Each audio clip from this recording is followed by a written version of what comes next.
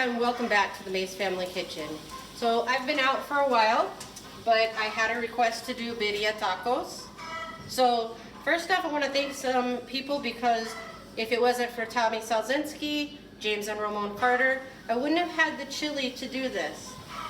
Chili in San Diego, where I first learned about these tacos, is much different than it is here. Of course, here we use a lot of hatch, and that makes a big difference in the flavor.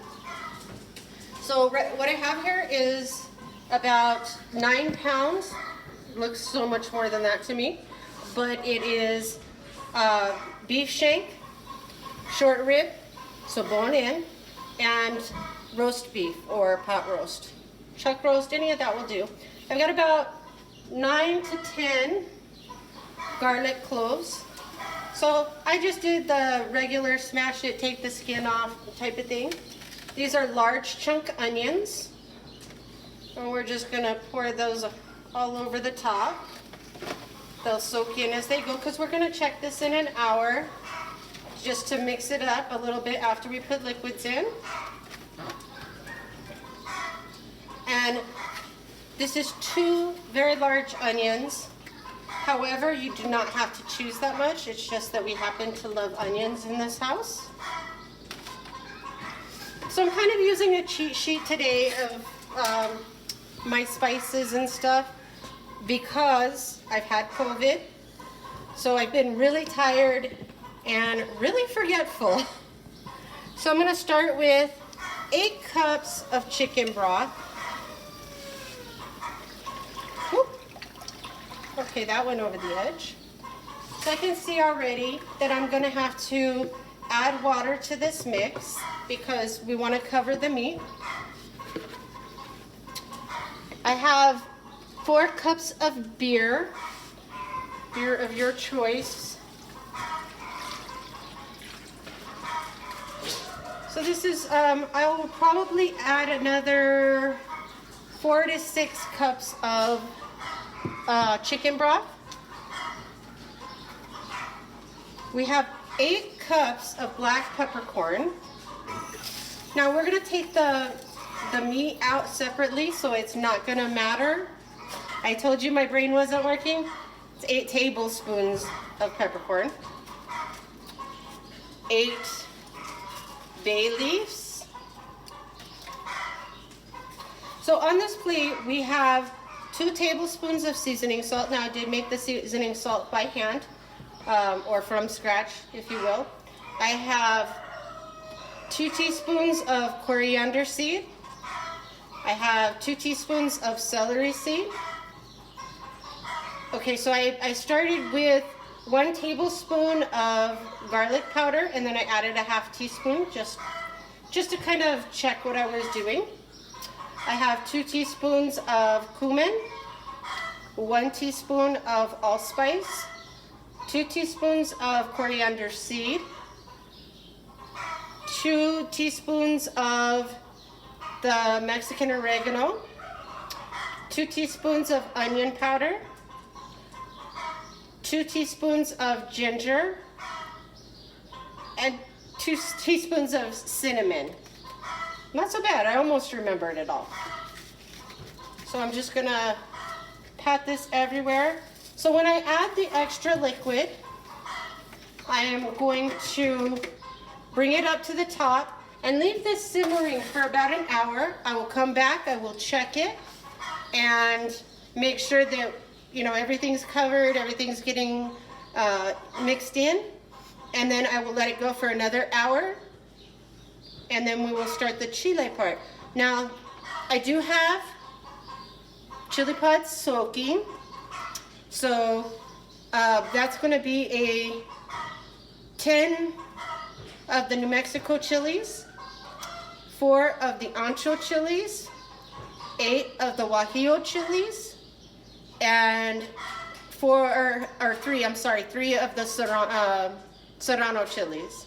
So what I did was I took them out, I cut them with just a pair of household scissors that you would use for cutting chicken or anything like that, and dumped all the seeds. Remember, if you want that extreme heat, seeds are the way to get that. So I have that soaking so it'll be nice and plumped up. It'll bring back all the hydration back into the chili, and we'll work more with that just a little bit later. All right guys, we're back. We're doing the chili for the Birria Tacos. So I took out 4 cups of the broth. I have let the chili rehydrate, so we're gonna get that all stuck together. There's kind of the top of everything. So remember, if you have shanks and ribs, you're also gonna have oil. So see an oil in there. Having the tomatoes and some of the peppercorns and stuff is not gonna harm it because we're of course gonna blend it.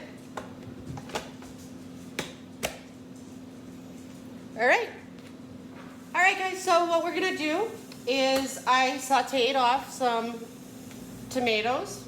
If I said tomatoes with onions a little while ago, it was surely an accident. So I took some tomatoes. Basically all we're doing here, this is about 7-8 Roma tomatoes. Basically all we're doing is letting the skins get a little wilted so that the skin breaks down a little bit. And my dog just got one. There's 2 reasons that I use tomatoes personally. One is that it helps kind of thin out some of that chili flavor. Okay, here we go with the blender again. And 2, I think it adds a really nice fresh flavor to your chili. All right guys, we're heading to the finish line. Hispanic food is naturally just a long thing to make. It's kind of like Italian food. You know, you have all the steps. Just a reminder that when you're using stuff in a blender, when it's hot, sometimes it can get you. This thankfully was not that hot. So this is a little hat I've had for many, many years. I do love this for when I'm straining. And that's just to make sure that I don't get the chili husk or anything in there. I feel fairly confident about it, but chili is a very, very difficult thing to know for sure sometimes. So it's just a last step. You can do it, you don't have to do it.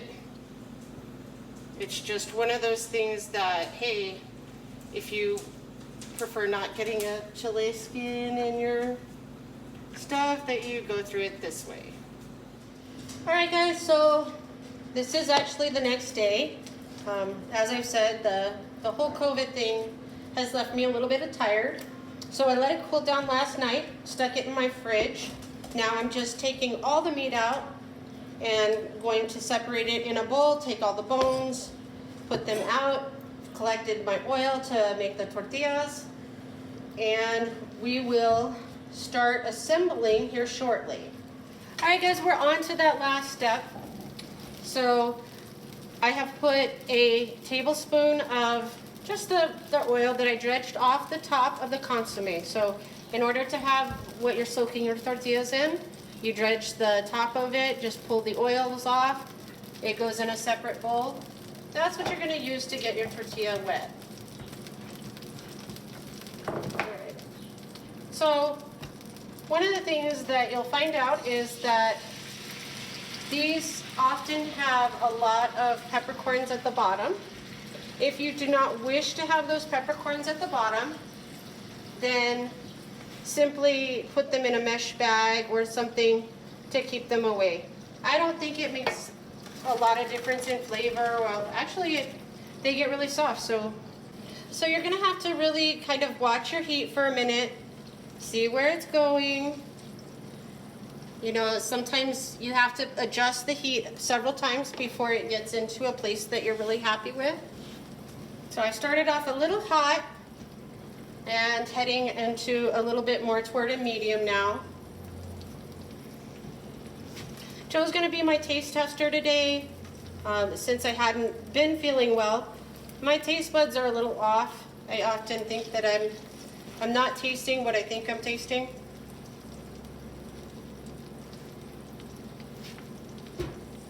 And remember, the longer this soaks in here, until it all kind of comes together, it's gonna get really, really soft at first.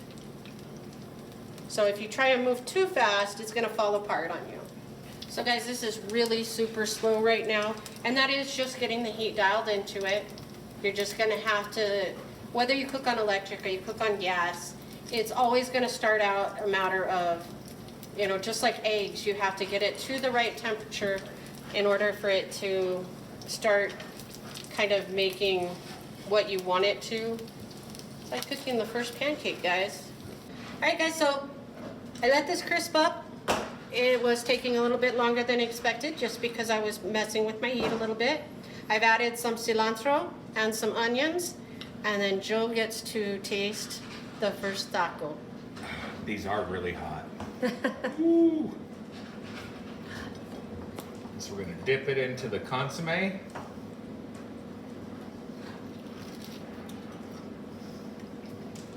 Oh my gosh.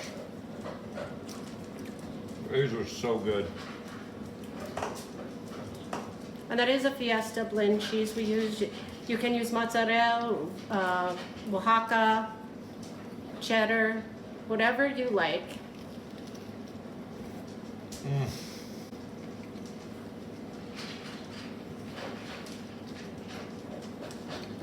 Oh, that's so good. Y'all need to try this recipe. All right, guys, so that about rounds up Birria Tacos. So, in the process of this, we had Tammy Selzensky, James and Renessa Carter. They all helped compile the chilies that we used to make this recipe today. And to Crichtons, because they always keep me stylish in hats. Papa, I'm so sorry I didn't use your vest or your apron because I would have saved a shirt yesterday. Guys, God bless, be on your way, and make these tacos.